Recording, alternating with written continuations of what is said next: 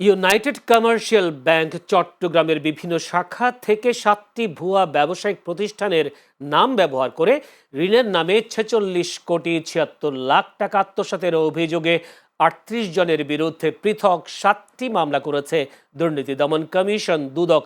আজ দুদকের প্রধান কার্যালয়ে এক ব্রিফিংয়ে কমিশনের মহাপরিচালক মোহাম্মদ আক্তার হোসেন এ তথ্য জানান। দুদকের চট্টগ্রামে এক সমন্বিত জেলা কার্যালয়ে এই মামলাগুলো দায়ের করা হয়। দুদক মহাপরিচালক বলেন, ব্যাংকের সাবেক পরিচালক, উচ্চপদস্থ কর্মকর্তা ও কর্মচারীরা একটি সিন্ডিকেট করে গ্রামের কৃষক, দিনমজুর, দর্জি, সেলসম্যান সহ সাধারণ মানুষকে ব্যবসায়ী সাজিয়ে তাদের নামে চলতি হিসাব খুলে ঋণের নামে এই বিপুল অর্থ আত্মসাৎ ও পাচার করেছেন।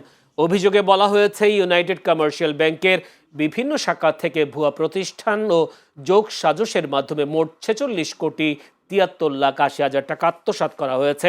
আসামিদের মধ্যে রয়েছেন সাবেক ভূমিমন্ত্রী সাইফুজ্জামান চৌধুরীর ভাই, ইউসিবির সাবেক পরিচালক ও ইসি কমিটির চেয়ারম্যান আনিসুজ্জামান চৌধুরী, সাবেক পরিচালক আসিফুজ্জামান চৌধুরী, সাবেক পরিচালক বশির আহমেদ ও সাবেক পরিচালক হাজি ইউনুস আহমদ ও বজল আহমেদ বাবলু। গ্রামের কৃষক, দিনমজুর, দর্জি, সেলসম্যানদের ব্যবসায়ী দেখিয়ে ইউনাইটেড কমার্শিয়াল ব্যাংক চকবাজার শাখা, কোর্ট শাখা, পাহাড়তলী শাখা এবং বহদ্দারহাট থেকে সাবেক ভূমিমন্ত্রী সাইফুজ্জামান চৌধুরীর ভাই, সাবেক পরিচালক ও ইসি কমিটির চেয়ারম্যান আনিসুজ্জামান চৌধুরী রনি, সাবেক পরিচালক ও ইসি কমিটির সদস্য বশির আহমদ সহ তাদের কর্মচারীদের দিয়ে সিন্ডিকেট করে ঋণের নামে ইউসিবিএল ব্যাংকের বর্ণিত শাখাগুলো হতে 46,13,80,000 টাকা আত্মসাৎ পূর্বক উক্ত অর্থ স্থানান্তর, রূপান্তর এবং হস্তান্তর করার অপরাধ অনুসন্ধানকালে প্রমাণিত হয়েছে।